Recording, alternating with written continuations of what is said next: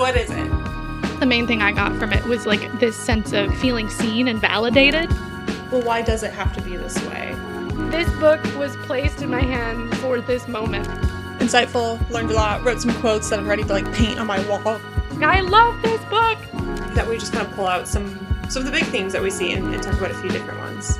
I apologize if most of my contribution has K-pop references. Alternative book title, The Feminine Mystique Part 2. You were really just gay all along. Welcome to Book Club. With Julia. And Victoria.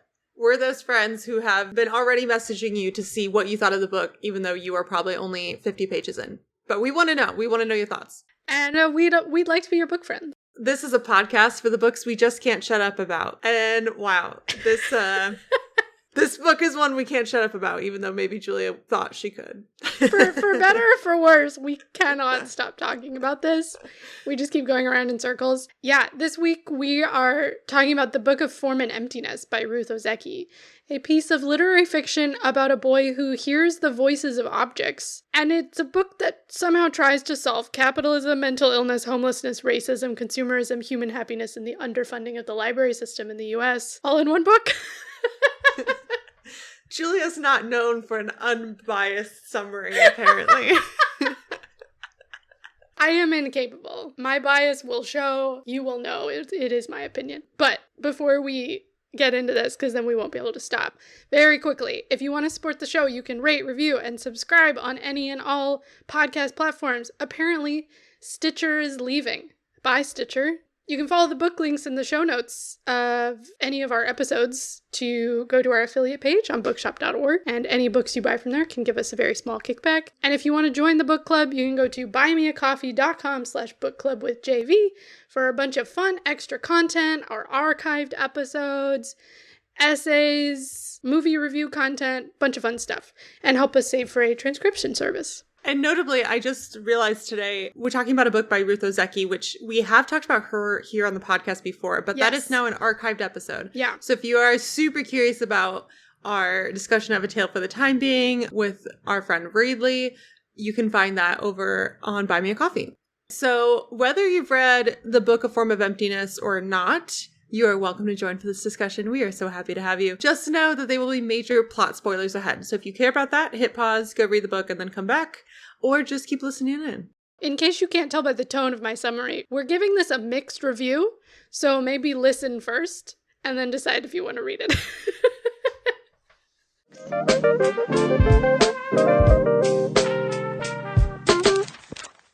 First and foremost, who is Ruth Ozeki? Because we have so much to discuss today, I'm going to be a bit on the shorter side, but since my first author bio is in an archived episode, I do want to give this justice and time, because not everyone will have access to go back and listen. Though it is only a few bucks a month, I will say.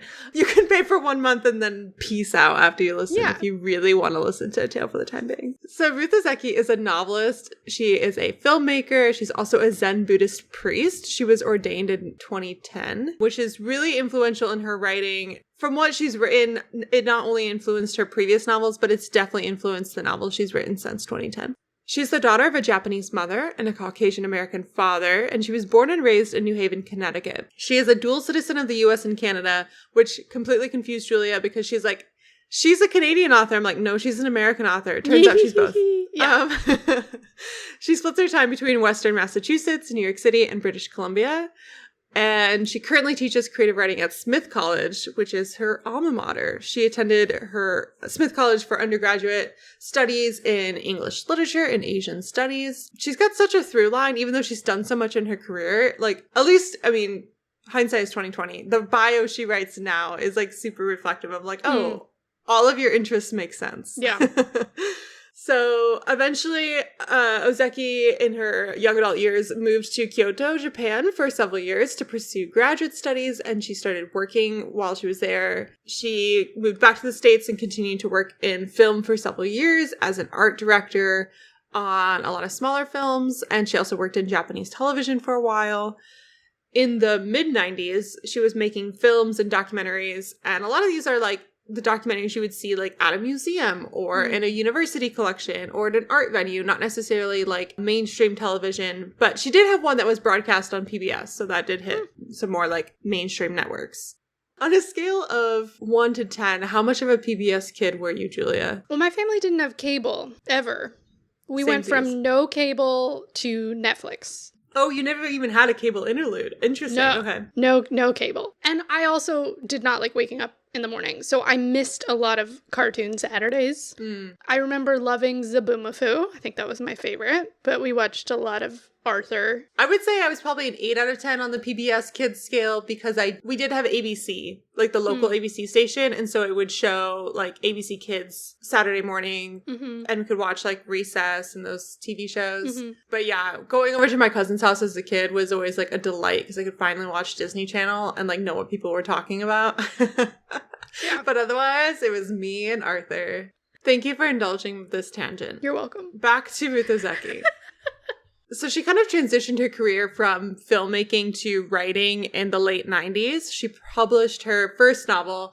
It was called My Year of Meats in 1998. And altogether, she's published 4 novels, plus tons of essays, literary criticism, personal nonfiction, as well as she began teaching, so that took up time. Her third novel, A Tale for the Time Being, won the LA Times Book Prize and was shortlisted for the Man Booker Prize and the National Book Critics Circle Award.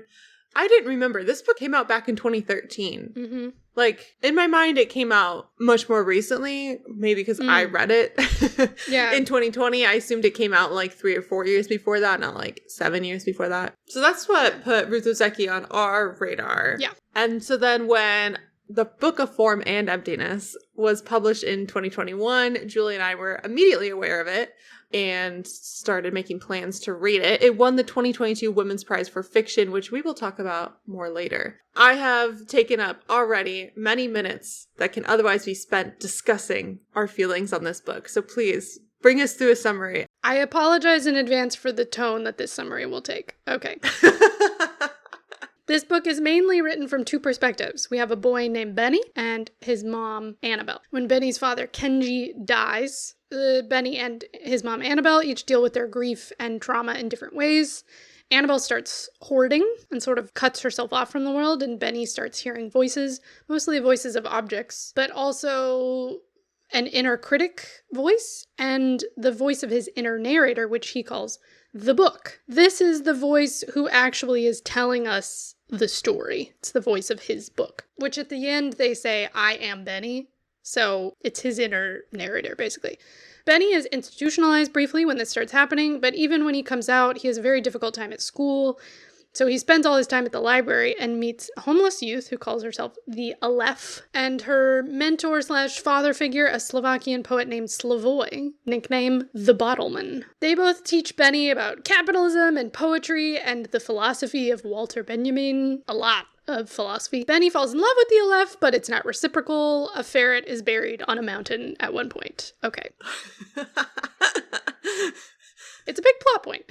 Annabelle loses her job, which is sort of, it started as physically clipping and eventually it's digitally clipping news articles for other people to reference. Her whole department gets cut. It's kind of like, I heard one interview, and I'm going to butcher which podcast it was because I've been listening to too many other people's thoughts on this show or on this book. Someone compared it to like what people did before there was Google alerts. Yes. So like if a business is like, we want to know when our name is mentioned in the press. Yes. That's what she's clipping for. Or someone's like, our industry is oil, so we need to know what's happening in the world of oil. And so she's clipping. She is that kind of stuff. Human Google alert.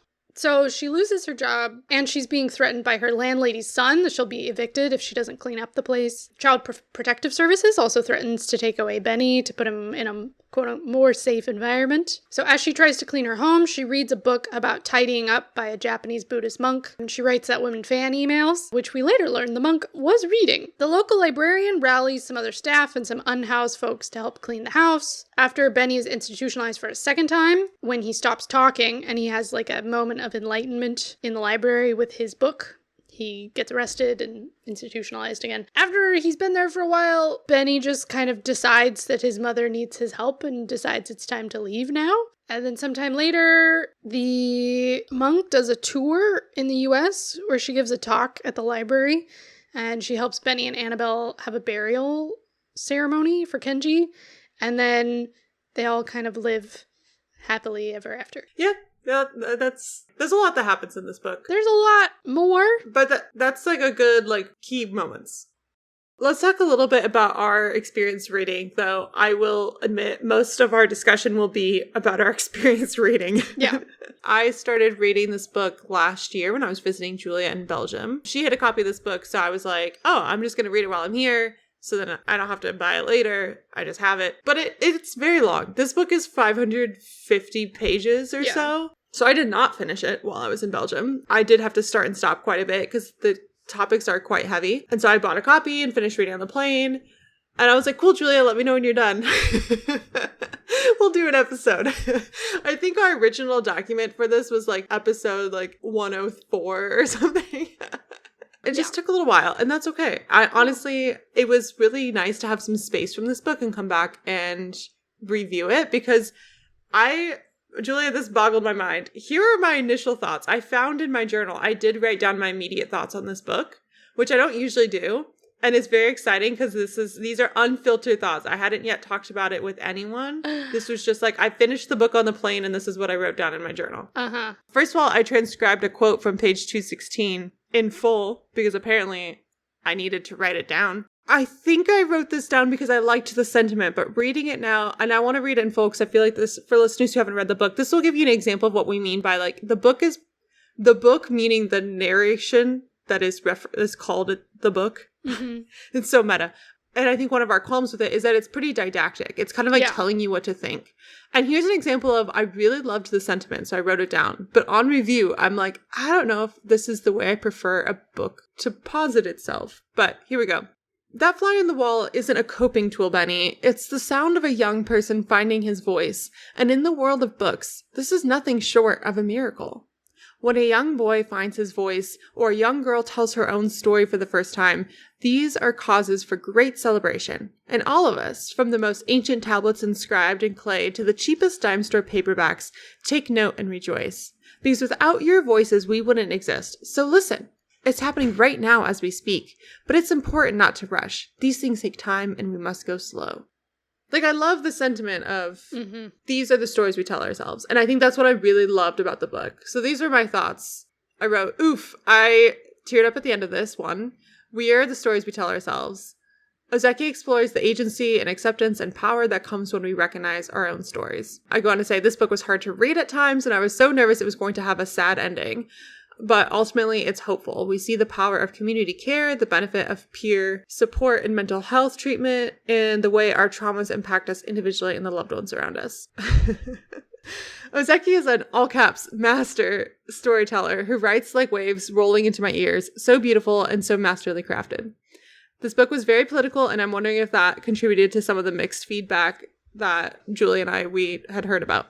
I noted there was a super strong resemblance to Marie Kondo, but tying those ideas more firmly into the Zen Buddhism of Ozeki's purview. Yeah, I just kind of go on to say that, like, the characters, there's a lot to love and hate about them, and there's lots and lots of essays woven in about objects, possessions, writing books, and stories. So my response was not very critical. It was more just like, here are my initial thoughts, but it was actually more positive than I remember. Yeah. I remember, like, rushing towards the end. And I think getting swept up in the ending and being like, oh, thank God it wasn't a bad ending. But I do appreciate having a year to let this marinate and recognize what parts really stuck with me, because there are some scenes I think are really powerful and moving. But it also, on re-review, I was like, oh, I can see how I got swept up into this, but I have had a hard time recommending this book to people. It's sat on my shelf for a long time, and often I have friends who will browse my bookshelf. I'm like, oh my gosh, what are you interested in reading? Like, take a book, please. Books are meant to be read. And I eventually recommended this to a friend who was interested in magical realism. I have no clue if he's actually started reading it because I remember explaining it and being like, I don't know, it may not be for everyone. You might like it. Here's a bunch of other books. And he ended up picking this one. So yeah, it's been a weird book. I haven't been like shouting it from the rooftops, but I also have felt like it does have something to say. I think it's got interesting philosophical discourse happening, but you don't have to be a philosophy major to like follow the story. But yeah, mixed feelings for sure. Mm-hmm. What are your thoughts, Julia? Oy. So, yeah, I was racking my brain. Like, when did I actually buy this book? I think I bought this book in Paris in November 2021. Yeah, because you got like the hardback, right? No. Like, was it out in paperback? Or you got the large size? I got the large size. Well, and I also got the British cover, the big version. And then I waited a long time to read it because it was long.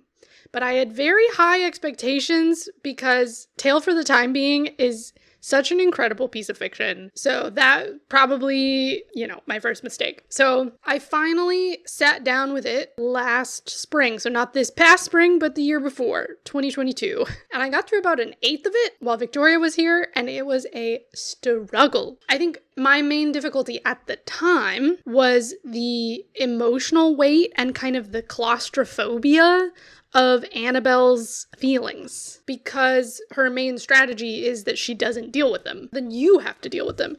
And the mother-son dynamic hit way too close to home. It was just like, couldn't handle it. And I don't think the method of communication particularly helped, but it was like not the main problem at the time. So then I finally was able to pick it back up after my exams were over. Like, I had to wait until there was nothing on my plate. And then I could finally, I assigned myself pages every day, and I would sit down with it. I was very diligent, and I'd be like, all right, this is what we're doing today, Julia. We're going to read this section. And it went faster than I expected, but it was kind of a rage read in a way.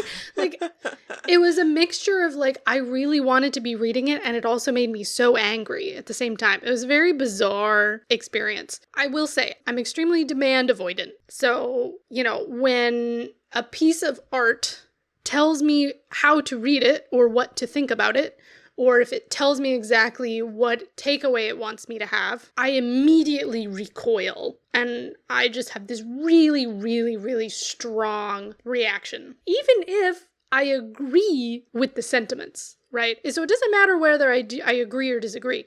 It's more about, is it trying to make me think something? And if it is, I refuse. I remember the Fantastic Fungi documentary. I loved all the information in it, but then it was trying to convince me to join the mushroom cult, basically. And I was like, what is happening right now? And I was like, no, absolutely not.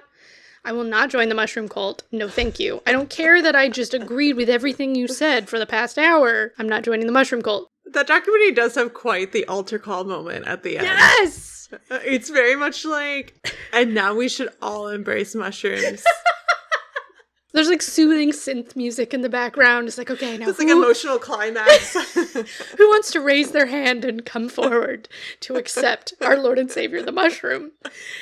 Oh, God. Very uncomfortable. So I kept wrestling with myself as I was reading it, being I feel like I should be enjoying this. It's so interesting and experimental. Why am I so angry? And then I got to the end. I sent Victoria this very long message in which I swore a lot about how frustrating it was to be told how to feel, particularly at the end. There's some post-election rioting that is very clearly talking about actual American events that we lived through very recently.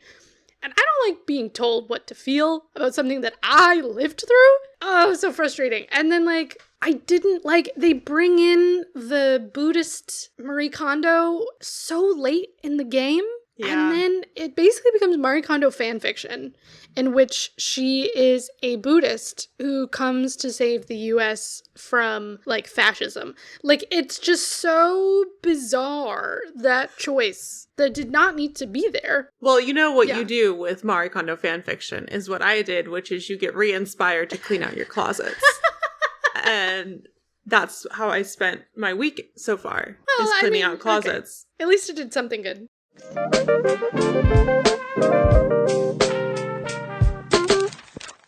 This discussion is entitled, What Happened? And Other Questions. All the signs, meaning all the descriptions of this book on the back of the cover and the inside of the flap, point to the perfect book club with Julia and Victoria discussion book. Yeah. It is a book that has elements of magical realism. It's a book that deals with topics of mental health and disability, but also has compassionate figures and a positive ending that gives us hope for a better tomorrow. It has points of conflict. It does interesting things with narrative structure. There's just a lot to talk about in this book. Yeah. And it's by an author that we already know and love, which is usually like a surefire, buy this book, let's read it, we'll talk about it on the pod, we'll all be happy it happened. But then, as we just heard from our experience reading, things got complicated. Yeah. Let's start before, I know this might be difficult, and if it is, it's okay. Can you point to things you liked about the book that aren't caveated by why you didn't like it? I know Victoria made a list of things that were good about it, and then I went and made bullet points of like, but also... It's fair. I'm not telling you how to feel about this book. Thank you. We've already established that it's not going to work. I appreciate that. Oh my god. Things that were good. Or let's put it this way. Let's say things that were well done. Yeah, I like that. Maybe I didn't necessarily like them, but they were well done. Annabelle's story is very well done. Yes. It's not too preachy or too direct. It has a real emotional arc that makes a lot of sense, that lands well. It, I think, deals with, hoarding and mental illness and grief in a very compassionate and interesting way. And it, it's more metaphorical.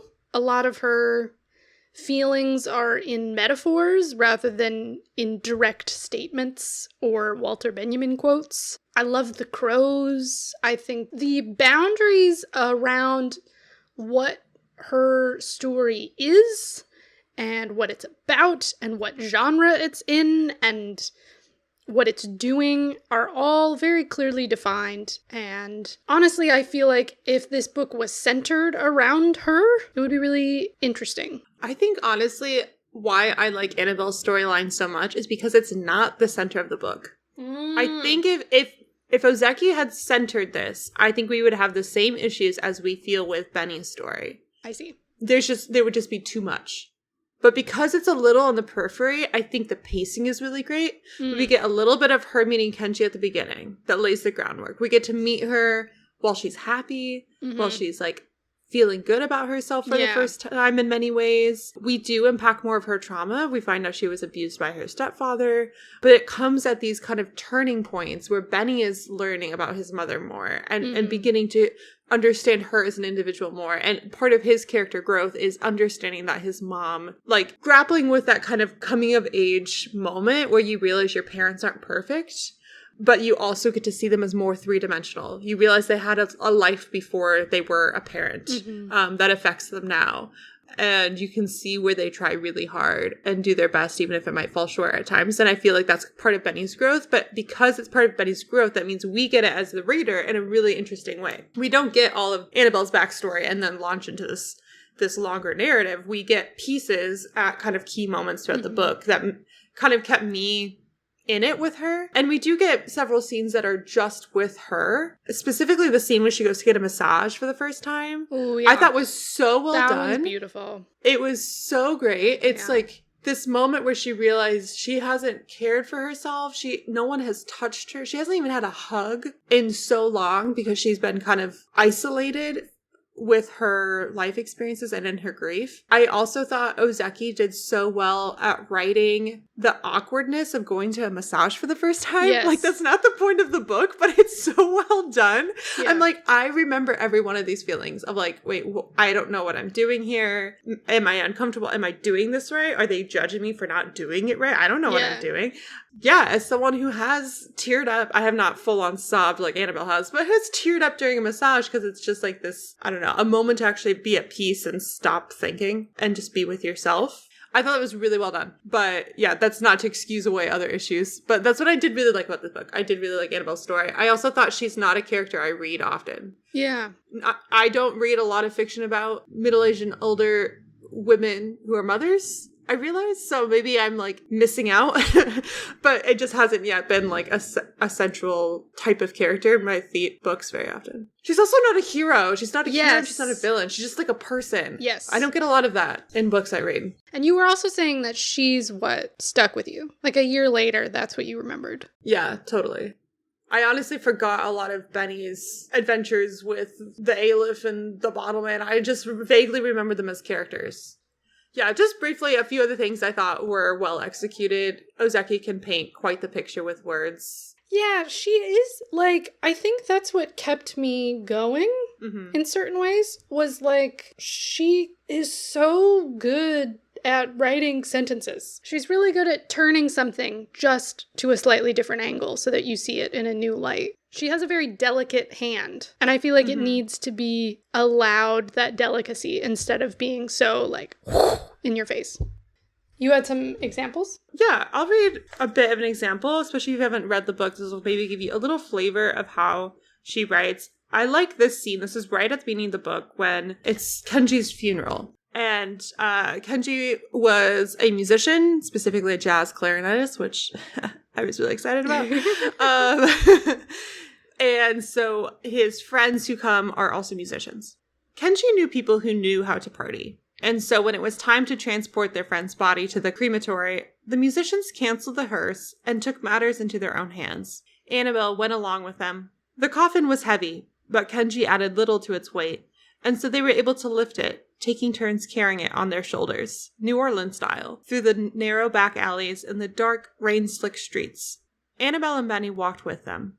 Someone ushered them up to the front of the procession, just behind the coffin, and handed Benny a bright red umbrella, which he held up high above his mother's head, proudly, like a brave flag or a pennant, until his arms stiffened and he thought it would break. It was spring, and the rain had knocked the plum blossoms off the trees, and the pale pink petals lay plastered against the wet pavement.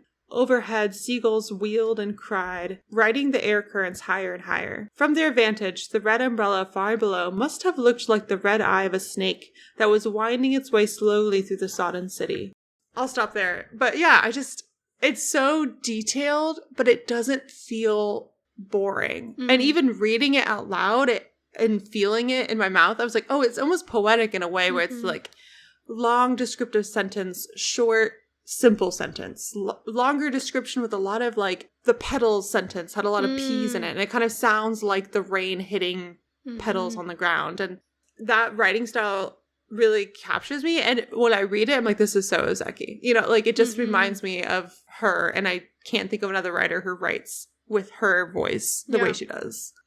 So there are so many elements about it that seem like it's Ruth Ozeki, like it should be good, it should work. I mean, one of the things that we praised to high heaven about Tale for the Time Being was her experimentation with form, and she does she does a lot of that in this book as well, and it should be really cool. I remember kind of flicking through it and being like, ooh, this is interesting. She's kind of playing around with form and voice and narrative, like it seemed really interesting, and they sound really interesting. She's used the kind of book within a book thing before, so we read chapters of the direct ripoff of Marie Kondo's book. When I looked up the actual title of her book, I was like, holy shit, this is the exact same title.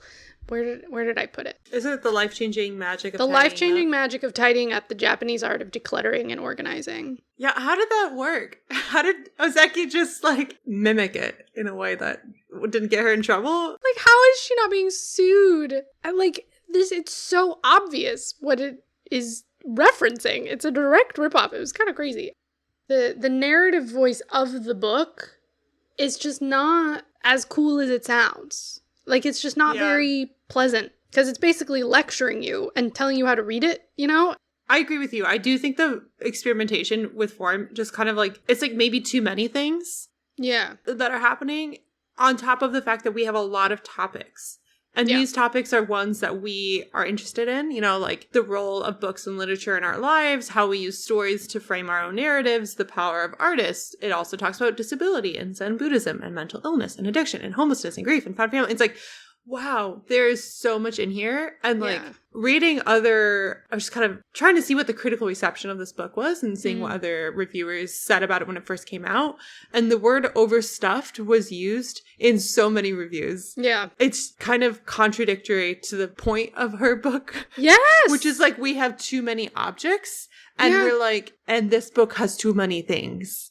Just so many things. Too many ideas. Like, because the book feels claustrophobic. a little bit. And not just because of Annabelle's feelings, but like the whole thing kind of does. Yeah, it's so contradictory to what she's trying to get you to feel. Her book is so quotable. Like if you pull out little statements about politics, about consumption, about capitalism, about books, you'd be like, oh yes, I agree with that sentiment, right? Or, oh, that's a cool way of phrasing it, or whatever, right? You could pull it out. But all of it piling on top of each other all together in one book is like too many thoughts. And the philosophy too is also a lot. On top of being Marie Kondo fanfiction, it also felt like an introduction to the works of Walter Benjamin. Like it was, we got so much about his books, about his theories, about his life. There's quotes from him at the beginning of each section. The character Slavoy, who we'll talk about, all he does, he is like the mouthpiece of Walter Benjamin in this book. You know, I love Walter Benjamin's work as much as the next guy. I've used it for many a paper, but this isn't a theoretical text. Like, this is a novel. Yeah. You know, like she's trying to give you too much. I feel like if you had taken away 3/4 to 7/8 of the Walter Benjamin references, the ones that she left in would probably hit a little harder. Yeah, it's like one way to think of this book, especially the characters of the Bottleman and the Aleph, is like a conversation between Walter Benjamin, which is kind of represented by the Bottleman, and then Borges, the author. I haven't read, but he's got the short story called The Aleph. Like, that's where that name comes from. You know, girl that it goes by the Aleph, otherwise called Alice. Like, it's almost like she's like the Borges character. Yeah. In conversation with Benjamin. And I think it would be interesting, especially in maybe a short story, for someone to be like, what if these two thinkers could be in the same room and have a conversation with each other? What would they talk about? What would they do? How would it impact their actions? Fascinating. Super fascinating concept. Yeah. I don't think it needs to be the through line of a novel. I also don't think it needs to, like you said, remove the references, because the people who will get it will get it. Everyone else who doesn't know Benjamin and Borges can still understand the novel and enjoy it. You don't have to like make it so obvious that these are references, and you don't have to spend so much time quoting for someone to get the ideas. And I understand wanting to cite your sources. She doesn't want to like claim all these thoughts as her own and then someone be like, she really just ripped off Benjamin for 500 pages. But like, because she's implementing his philosophies as part of a theoretical framework for her characters to exist in their world, it would still be a unique take. I think that would be one of my responses, is like, just remove a lot of those references, clean it up. You can know for yourself that it's these two characters in conversation, and someone listening to a podcast interview with you can get that little fun Easter egg of like, oh, that's so cool. She was thinking of these two people in conversation with each other. I totally see it now. Instead of being like, every reader needs to know. I thought it was interesting. So I did hear Ruth Ozeki was on the Barnes & Noble podcast Poured Over. They have a podcast? Yeah, right? I did not know that was their podcast and they had one. Okay. Good for them. She mentions how she uses the lenses of historical thinkers in each of her novels. Almost like a Greek god that's peering through the clouds at the mortals below, which was honestly more dramatic than I read these historical thinkers. I thought it was just like, oh, I was having a good time reading Benjamin, and it just inspired a lot of my writing. She sees them almost as like using the characters as pawns in their own, like if Walter Benjamin was a Greek god looking through the clouds and using these characters as pawns in his own like philosophical stories. Wow. Yeah. I didn't remember this, and I don't feel like it was as prominent, or maybe I just literally forgot. In A Tale for the Time Being, she does reference, I'm going to mispronounce it, I think it's Dojin, who's a 13th century Japanese Zen master. But apparently that's kind of like the Greek god figure she was thinking of in that, when writing that book, as well as Marcel Proust, thank you, a French novelist. So like those were the kind of the historical figures that were like playing a role in how she wrote that novel. And then in this one, it's Walter Benjamin. And she said, and I quote, "I'm not quite sure exactly why I do that." And I'm like, that's a great reason. And I love that. I love that so much. She goes on to say, "I do have this idea that writers and books talk to each other. once again, it goes back to that idea of the dialogue or conversation that we're all having with each other that extends sort of across time and space. So it makes sense to me to have these historical figures somehow informing the present. Which, on a sentiment, I get. And it sounds like something a professor, which she is, would say. Which is like, we're putting these texts in conversation with each other. That's what we do on the podcast when we say, oh, this book reminds me of this other book. Let's talk about them in conversation with each other. Mm-hmm. It's what all your teachers ever did when they wrote a syllabus. And they said, we're going to read this book. And then immediately after, we're going to read this book. Because then we're going to put them in conversation with each other.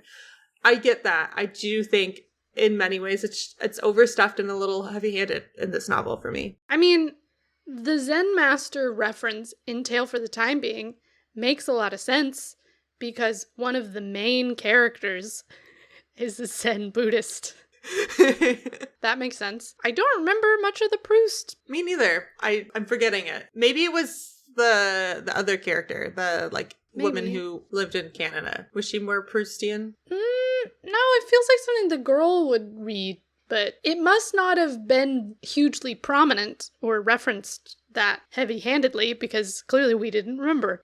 It is very professorly. Like, that quote that you just read, I'm like, oh, yeah, I had a poetry professor who was like a Marxist, and he loved Benjamin. Loved. He was constantly talking about the meaning that exists between people and between words and between books, and he was always talking about this kind of stuff. But we were in school. And we were learning about how meaning works. So he was explaining it to us. Because that's kind of what a professor does. Yes, that's about explain things. I should hope so. Though not very many of them here do, unfortunately. Don't come to Belgium if you want things explained to you. That's not really what you want from a novel, I guess. I don't know. Okay, and then how about the ending? Because you mentioned that you were so relieved that there was a positive ending that, it seemed to have really colored your entire experience at the time. I know at the time I was like, oh my god, thank god this ending's decent. I think because the emotional weight was so heavy throughout the book, and there was many a time where I was like, I don't really know how this is gonna go. Yeah. Are we going to lose a character? Are they going to get separated? Is anyone going to heal? Will we see any growth? Because, they were dealing with such heavy trauma, and this book was moving at a pace where it's we're not going to get to Benny at age 35, who's very self-actualized and, has the support system he needs. The book isn't going to do that, and I didn't expect it to, and it doesn't really give us that kind of epilogue either. No. It gives, a small dream sequence nod towards, a grown Benny doing well in the world. So, yeah, that really tripped me up on review because I remember, having such a positive experience at the end, and I think it was just the emotional relief. Mm-hmm. That, oh, thank goodness. But on reflection, I'm like, ooh, this moves really fast. Yeah. And I think one of my biggest issues with the book is that because Ozeki is inviting us to reconsider how we see stigmatized and marginalized people in our communities. People who are unhoused, people who have mental illness, people who hear voices. And she's trying to push us very not subtly towards reconsidering our idea of what quote-unquote normal is and what quote-unquote sane is. And that's something we've talked about at length here on the podcast, especially with the Nobody's Normal, kind of what does stigmatizing mental illness do to individuals? But at the end, we have what seems to be very much Benny's choice to overcome his psychological roadblocks. Yeah. And I do think there's something to be said about the power of owning your own narrative to change the way you think about yourself. However, I think it's a bit of a stretch for him to have a moment sitting in the psych ward, witnessing what struggles his mom is coming up against and how the structures that be are ready to tear his family apart. In the idea of protecting him, and that by becoming aware of that situation, he then chooses or is empowered to overcome his selective mutism and his psychological roadblocks that have made him not able to walk. That scene didn't quite work for me. Yeah. On reread. It definitely didn't work for me. But we do get a nod at the end that Annabelle and Betty know this isn't a straight path to recovery, that there's going to be further challenges down the line. Right now they're stable, but that doesn't mean everything's going to be stable forever. But we get a hopeful ending that Annabelle's getting support she needs. Benny's getting the support he needs. They have more support in their community that makes their likelihood of succeeding in finding a new sense of stability in their family more possible. I think we also see the structural things at play, like Annabelle gets a new job. That's really great because she had gotten laid off. Their landlord is no longer threatening to evict them. They have stable housing. And so I think she's pointing to these things. It's not just people choosing to be better, but the necessity of community support, stable housing, income, like food on the table. That's going to make such a big difference in their ability to actually come through the other side in a positive way. But the scene of just believe your way out of a psychological issue is really difficult. And as much of this book is so long and so detailed, and we have so much information in this book, we really could have given that pivotal plot moment more time and space and just take out a bunch of other shit and still be under 600 pages. Honestly. Because, like, I think what she's trying to say, like you said, like owning your own narrative, I think what she's trying to say is because what happens in that moment in terms of the narrative voice is there's kind of a merging of the Benny and the book voices. And so I think, yeah, what they're trying to say is he's sort of embracing that he is the book or that it's his story or whatever. But that wouldn't...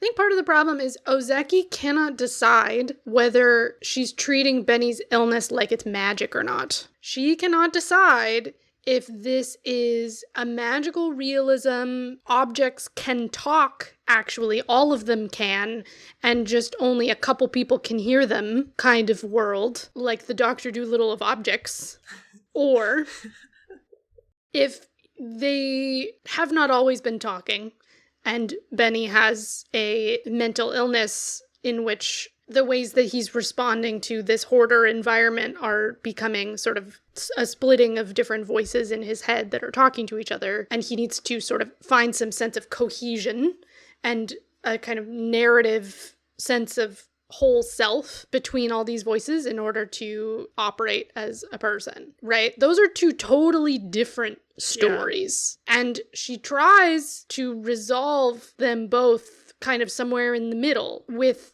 a kind of magical solution. And it doesn't really feel like that's where we are at the time. Like, she needs to decide what the rules of the world she has created are. I think that's the real problem, because it's impossible to resolve if you're in the middle. I also wonder, this is making me think, like, as readers, you and I bring a lot of, like Western dualistic thinking. Is that the right term I'm thinking of? Like, yeah. It needs to be either or. Yeah. Because I also feel that when it comes to, like, okay, the book is Benny's story, but the book knows more than Benny does and teaches Benny things. Yes! I also have a problem with that. And so that's really complicated. He knows his mom's history. He knows, like, what the Marie Kondo figure is up to. Yes. And the book explains it as, well, your mom wrote a letter, so as a book, we were able to be connected to this other story because these stories are connected. I'm like, okay, cool. So you're like a magical book. I understand. And then it's like, Benny owns his narrative, and this whole time, this is his story he's telling himself, and that's why it's so mean sometimes. And that's why it's so, like, didactic, is because he's telling himself these things. But I'm like, but you're that's where I have a problem with. Are you a book, or are you an inner voice? Yeah, would the Buddhist monk turn to me and be like, why does it have to be one? Why can't it be both? And I'll be like, because I can't. Like, I don't know if that's why it doesn't work for me. Maybe someone else reads it and they're like, oh no, I totally can own both of that. But yeah, that's what's hard for me too. Yeah. It's because if it's an inner narrative, I don't think we can change the stories we tell ourselves in an instant. I think we can have breakthrough moments. I think we can have a realization that, oh, this whole time I've been thinking this, but maybe it's that. But, like, to have that kind of a breakthrough with his inner narration is difficult when I also think it's a magical book that can see what's happening in Japan. Benny's thoughts aren't like imagining what the monk lady is doing in Japan. I don't think so. Here's my thing. I am totally down for non-dual stuff, but you have to be internally consistent. Books can do anything they want, but they have to follow their own rules. And this book gives us two sets of rules. It says, we are the book that you have in your hands, and I as the book you are holding in your hands, know about what's happening in other places because I can read other writing and everything's connected. And so what you're holding in your hands is magical. Great. You also tell me the rule that you are Benny. Literally says, because I am Benny, I can do this. Those are two different sets of rules. Like, in Tale for the Time Being, a lot of time travel or dimension travel stuff happens that is impossible, obviously, that is consistent with everything we have already experienced about the connection between these two people and the way that time is kind of loopy and weird and doesn't quite work. That was baked into the book from the beginning. And so we were like, yeah, all right, sure, she did that. That's fine. I don't know how, this is crazy. But yeah, I buy it. You can get away with anything as long as it's consistent with what the pace and the rules you've already established throughout the book. And this book has not decided what it is. This is good. This feels cathartic. I feel like we're getting somewhere. No, I've been really enjoying this. This has been great.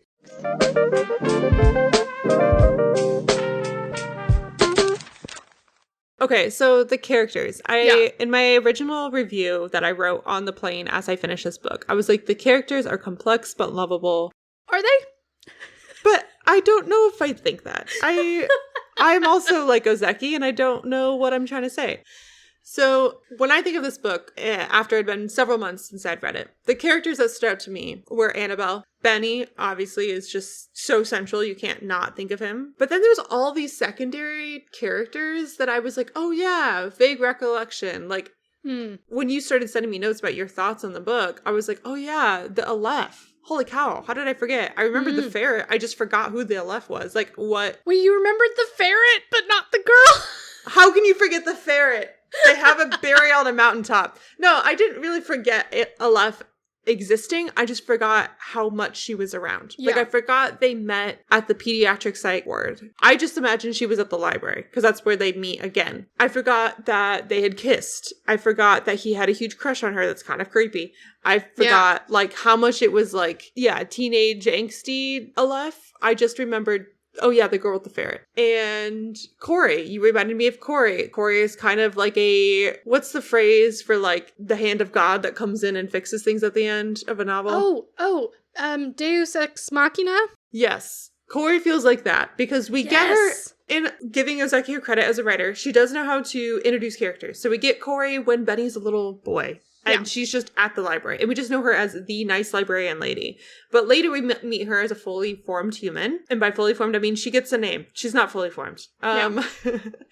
She's super helpful. She goes out of her way. She's a librarian, but she ends up being the one to like lead the charge in helping Annabelle like get rid of stuff and find community support. But we hardly get any of her point of view. We get like a little tiny bit at the very end. And as you pointed out, she's the only Black woman in the story. And she does all that emotional labor. My only kind of like, I wouldn't say defense, but I think it could be a commentary on societal supports are so lacking that we need to rely on people like librarians to come in and help in a way that other social supports could. And maybe an example of how much emotional labor that us as a society put on Black women, but I don't think it goes far enough to be a full commentary. No. If that's what it's doing in a very generous reading, I don't think it goes far enough.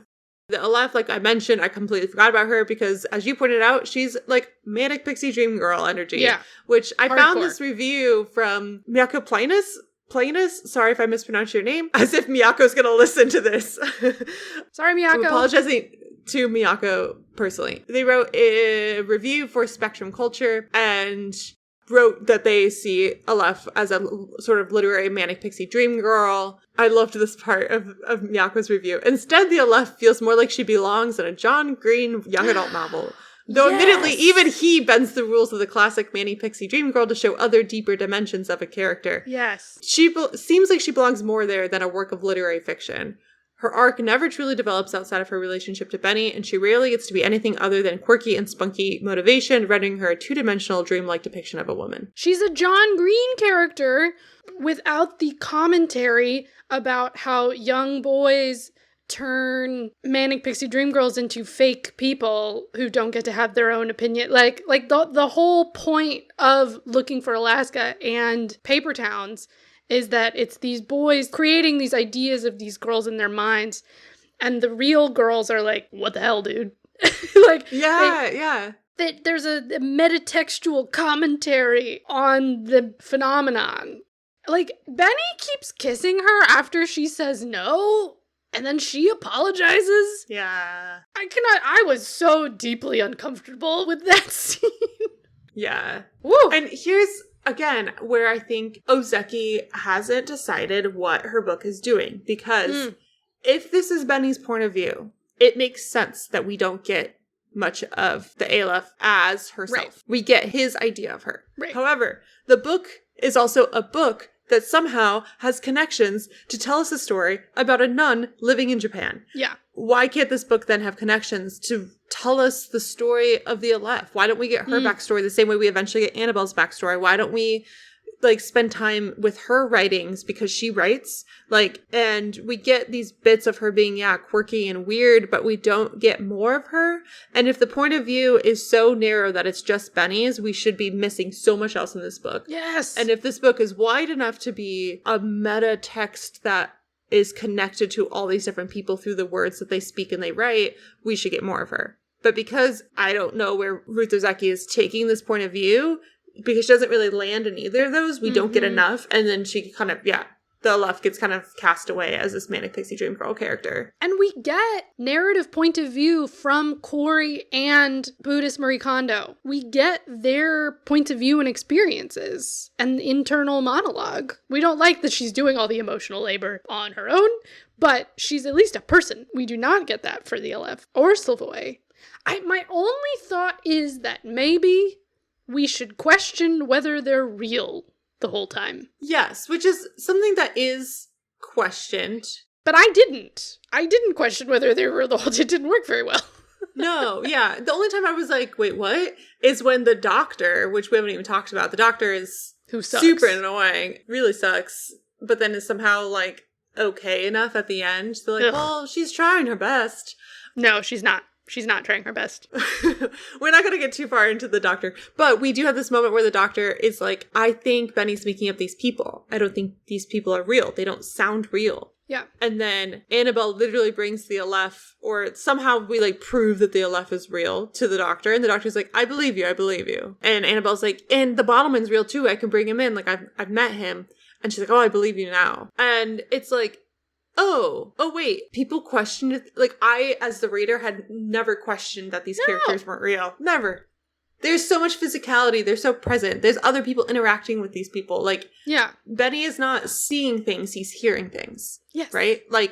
If he sees things, it's more clear that he's, not in reality, you know? Yeah. When the doctor questions whether they exist and calls them some of his voices, I was like, wait, was the intention that we should have been questioning whether they were real the whole time? Is that what we were meant to be doing? But Benny has the bandages on his hand from where they fixed him up. And he has Aleph's phone number and his mom calls her and they're real. They're real. So again, that's a thing where she has not decided. You gotta go all in. If we need to be questioning whether these people are real the whole time, you gotta go all in with that shit. Because I did not. I originally read that as we're supposed to think the doctor is well, this is just confirmation that the doctor doesn't understand Benny. But there were moments where I was wondering whether we were supposed to agree with the doctor. I don't know, there were certain moments where the way she was written, I was like she was the reasonable one, or she was having an experience that everyone could understand or something. I was like, are we supposed to agree with her or sympathize with her at all? Because from my experience, she just was evil. She was so bad at her job. I don't know. I was very confused how she was meant to be used. I don't know. Okay, so that makes me think, who is this book for? Yeah. Because I can imagine a reader who has maybe not had as much exposure to being on the receiving end of therapy. Maybe it doesn't have much familiarity with the history of mental illness in America, like who hasn't done the reading and have the lived experiences that you and I have had. Maybe someone who thinks like the doctor does, like, oh, well, there must be a solution to this. Like, who's reading the book being like, okay, Benny has an issue, we need to figure out what the issue is. Is the doctor a stand-in for that character? Is that why we make it slightly sympathetic so the reader doesn't feel bad about themselves if that's what they thought? But also I'm like, but we're problematizing the doctor and we're exposing why the doctor's jumping to conclusions. So like, I don't think we need to build sympathy necessarily. Yeah. Then I'm like, okay, I don't think that's who the book is for. And if it is, that's messy. And then I'm like, okay, is this book for us as people who have been in therapy, who have mental health issues or disability? Yeah. Is it for us? And then I'm like, I don't know, because it's super uncomfortable. Yeah. To be like, oh, here's this person experiencing anxiety. And this is accurate. Okay. Like, yeah. I guess I'm not someone who hears voices. So for someone who hears voices, I'm curious if this feels cathartic or like, oh my gosh, I see myself in literature. Like, maybe that's really important. Is this a good representation for them? I'm not sure. I am genuinely curious. Does Ruth Ozeki know how mentally ill the majority of her target demographic is? I really want to know, because anyone who I've seen who loves Tale for the Time Being, not well. Not super mentally well. You know? That sounds like a TikTok. Like 3 ways to know your friend is like, maybe on the spectrum, or like maybe mentally unwell is like, number 1, loves A Tale for the Time Being by Ruth Ozeki. It's like, waves a giant red flag. Like, it's me. It's been me all along. It's me. And there was a lot of the book where I felt like I couldn't quite tell if she knew that. Benny's relationship to his mother, I don't want to go into details, but felt very familiar.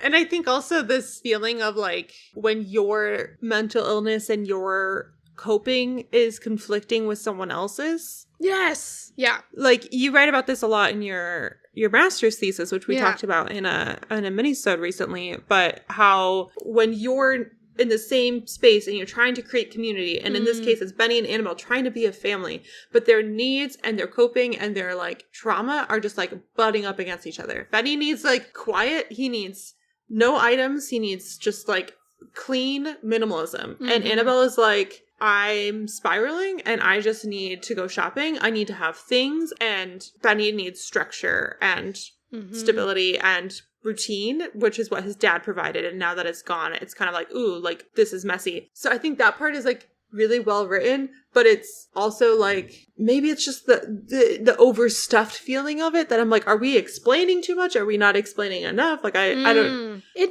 it is over explained. Maybe it is like why it feels so relatable and yet so foreign, because the over-explaining assumes that you don't know what it feels like. I'm like, I know exactly what you're talking about. You know? Like, you don't need to tell me. I've been there. Like, just show me the story, you know? You mentioned critics earlier, that they mentioned the word overstuffed a lot. Because another question we had was like, is this for, like, industry people? It's a book about books. So, yeah. like, yeah, that does kind of like nod towards like when the Oscars nominate movies about making movies, you know? It's like when the comedians been comedying too long. What? Sorry, that's not how you say that. When the comedian's been doing stand-up too long. Yeah. And all their stand-up material is about touring and doing stand-up. And you're just like, okay. I feel like in my initial pass at reviews, I was reading from places that did early reviews right when this book came out. Some of like the big hitters when it comes to book criticism. And most of them were along the same lines. Generally positive. Maybe a bit more positive than you or I are. But would always mention there's too much going on. I felt very validated that almost everyone I read was like, why is this female Zen priest here? Why do we have the Marie Kondo stand-in figure? Like, we could do without it. Judith Shulevitz in the New York Times, she ended her review saying, "The Book of Form and Emptiness offers an unflinching and in many respects magnificent tour of the dark side. If the book feels the need to natter on about courage and whatnot, I guess I'll just make like Benny and try to ignore it." Yeah. The Guardian, I think was M. John Harrison. His review was like probably one of the most like glowing reviews I read, like didn't really give much critique. I liked this comment. If it's sometimes hard to tell who the book is addressing, perhaps an intersectional demographic of children's librarians and creative writing students. Yeah, so that was just kind of the general review when it was first published. I also wonder, like, I don't know, as much as we, like, take a look at reviews to see what the Kirkus review, the New York Times, like, these, like, powerhouses are saying, there's also, like, so much to be said of, like, this is an industry, you know? Ruth Ozeki is, like, a really prominent name. And, like, if this was an emerging author, would these reviews have given so much credit, you know? Probably not. But I guess that's just something you're never going to know, right? Like, we don't have a world where it wasn't Ruth Ozeki who wrote this. I'm sure she got a book deal before she wrote this, or like maybe her publisher shopped it around, her agent shopped it around before it was, you know, fully complete. But because it's her name, it's a big new book. Tale for Time Being did so well, like there's going to be hype. But even though it did have, you know, positive reviews when it first came out, there was some mixed reviews from podcasters, I don't know, less prominent reviewers like myself and you, who are out there that also felt like us. I listened to some who read every book for the Women's Prize shortlist, and they did an episode. It's called the Book Club Review.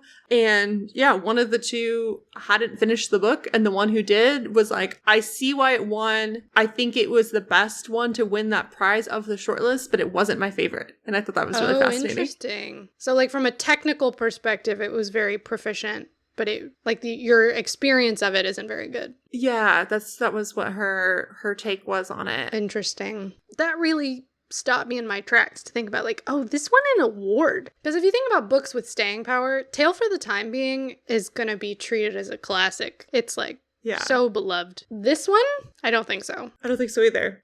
My final sort of feeling about this is like, yes, she's trying to do too much. No, she doesn't know who her audience is. There's a bunch of decisions she needs to make. There's a bunch of trimming that needs to happen, whatever.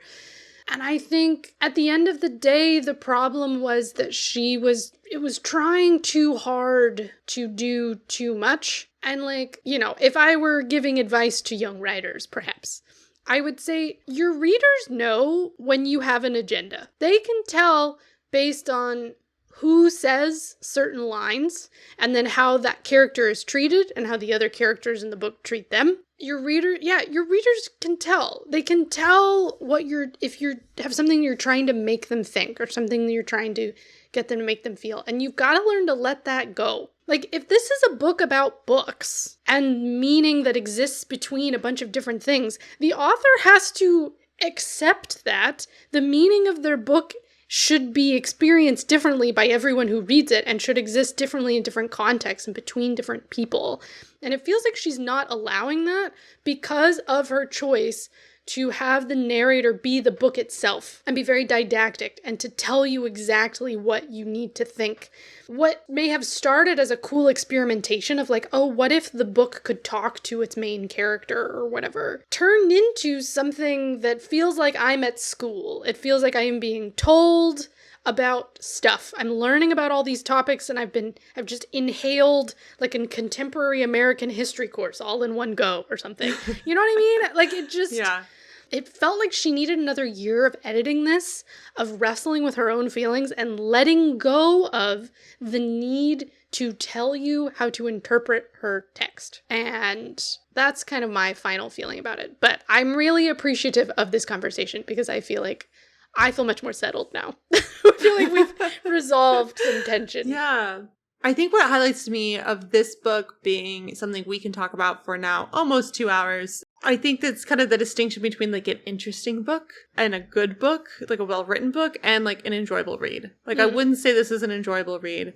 Often when I recommend books, I'm recommending to people because I think they will enjoy it. Yes. I think you will find this a good time. Like, I mean, it doesn't have to be happy content. It doesn't have to be like positive content. Just like you will have an enjoyable experience that you will say, I'm glad I read that. I think where this book falls for me is it's much more on like, it's a fascinating book. It's got interesting concepts and themes. For me, this is a book perfect for the show because we can't shut up about it. It's true. But often we use that to mean a book we've loved. Right. But in this case, it's not synonymous. No. It's just we have a lot of thought because Ozeki is a master of her craft. Yeah. But I think fell short in this one. I will still read the next Ozeki book that comes out unless I get 20 pages in and the book starts talking to me. In that case, I might close it up.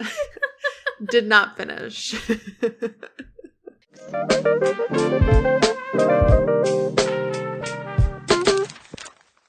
So what would you recommend that people who enjoyed this book or maybe decided they don't want to read it now that they heard us talk about it, what should they read instead?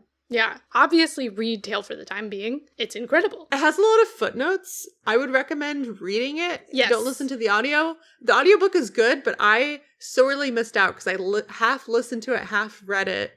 And the footnotes are a delight, and they are not all in the audiobook version. 100% Marie Kondo should have gotten royalties for this book. So go and check out her book from the library or buy it, give her some money because she deserves it. Yeah, the life-changing magic of tidying up. Or like you could watch her Netflix show, whatever, but like we should support. And not to go like full culty on this, but like I do honestly think it's a bit life-changing. Like it has changed how I think about things in my life in that way. Not saying like, oh, my life was bad and now it's better. Yeah. But more like it changed how I think about my possessions, how I think about my space.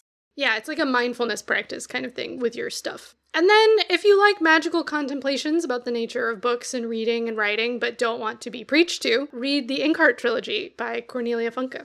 You basically stole all my recommendations. Oh, I'm sorry. But I just will ditto all of those. They could be from both of us. My other thought was, if you're interested in seeing what else won the Women's Prize for Fiction, you could read Piranesi by Susanna Clarke, which I think, in my opinion, is a more undisputed winner of the prize. I read more glowing reviews of it. Julie and I absolutely loved it. It was a book we couldn't shut up about. We talked about here on the podcast. I've recommended it to so many friends. Okay, our final segment of the show, Currently Obsessed. What is bringing you joy these days? What can you not stop talking about besides this book? Yeah. During a trip to Berlin last week on a long train ride, I started a podcast. I genuinely don't remember where I saw this recommended, but I was like, that is so stupid. I need to listen to it. It's called Who Shat on the Floor at My Wedding? What? It is based on a real story, but it's a kind of parody of a true crime podcast. So it's created like a true crime, but in kind of a comical, low-stakes way. And they do bring in genuine, like, experts, but the host, makes fun of how she's just, like, a complete amateur. She pretends, exaggerates how much of an expert she is because she's an amateur. But she's a friend of these two brides who had a wedding in Amsterdam on a boat. So it's like a classic true crime situation where all the suspects are contained in this one space. I love that concept. And so it's like, it's not just like every episode is a different low stakes event, but it's like multiple episodes investigating this one event. Yes. That's delightful. Like, oh my God, it's so funny. And then the thing I'm most obsessed with at the moment is I've mentioned Boys Planet before. So the group that was formed out of the reality show Boys Planet is called Zero Base One. It's a very silly name. And they just released their first album. I'm so proud of them. They did such a good job. Oh, I'm so emotional. And their promotional content has been very fun as well. And then, guys, I officially, technically graduated my program. I am now a master. I'm a master of anthropology. Apparently, I've mastered it. Yeah, what about you? Any new lemonades strike your fancy? So welcome to Victoria's Lemonade Corner, where I discuss the lemonades I've been drinking this summer. Please rate, review, subscribe this podcast for more lemonade content. Okay, so I don't have any like standouts lately. I've been thoroughly disappointed by many of the lemonades in my life. Oh, I'm so sorry. But I've had some interesting ones. So I was on vacation with my family and we had an abundance of lemons. Like someone needed lemons for a recipe and we bought maybe 15 more lemons than we needed. Oh, dear. And so my brother made lemonade and we did not have any white sugar on hand. We only had brown sugar. So he made like a brown sugar lemonade. And I will say it was just okay. The molasses flavor with the lemons did not really jive for me, but life gave us lemons. And so he made lemonade and that's what we had. I was talking the last time I did my lemonade corner about a specific Italian soda that I really enjoyed. It was linked in the show notes of I believe the Nanette episode or the When We Were Birds, one of those. So I tried a new one. This was the Whole Foods brand and I was thoroughly disappointed. I will continue to pay more money than is necessary to have the imported one from Italy. Thank you very much. I got a lemonade from McDonald's and on first sip I was like, I hate this. This is disgusting. 3 sips later, I'm like, this is why McDonald's is a multi-billion-dollar company. I was addicted. I drank the entire lemonade, and I've been thinking about it often. It's way too sweet, but I think that's what's addictive about it. Just sugar water. All sugar. Outside of my beverage discussions, I am reading Crazy Rich Asians, which should be a disappointment to Julia because I have so many books I need to read for this podcast. But instead, I am deep into book 2 of this trilogy. And I'm having so much fun. Hey, we all need a fun summer break. Yeah. So I picked up Crazy Rich Asians at Open Books here in Chicago, which is a really great used bookstore. And it sat on my shelf for so long until I was going on this family vacation. I was like, I'm reading some heavy sci-fi. I was reviewing the Book of Form and Emptiness. I'm reading a super, super long anthropology text. I'm coming up on a giant celebrity memoir that just arrived in the mail yesterday, all for the podcast. And I was like, you know what I want to read? Crazy Rich Asians. I'm going to read this like breezy fiction book and it was such a delight. It's quite different from the movie. Yeah. Honestly, Julie, we should maybe consider this for a film club discussion because I think this is a really great case of a strong book being transformed into a strong movie without them having to be one-to-one to each other. Yeah. Like they're both quality pieces of art in their own form. I'd be down. Thank you for listening to Book Club with Julia and Victoria. We would love to hear your thoughts on this book or the topic we discuss, so you can share your review and recommendations with us on Instagram at BookClubWithJV, on our website, bookclubwithjv.com, or by leaving a review on Apple Podcasts. You can also visit our website for show notes with links to all of the recommendations and the things bringing us joy. If you don't already, go ahead and follow us on whichever podcast platform you are listening on so that you can be notified when our next episode is released. This episode was co-hosted and produced by myself, Victoria Bruick, along with Julia Clausen. Rebecca Gasme provides us with project management support. Our music is composed by Greg Bruick, and our logo was designed by Gabby Fabland. Until next time, happy reading.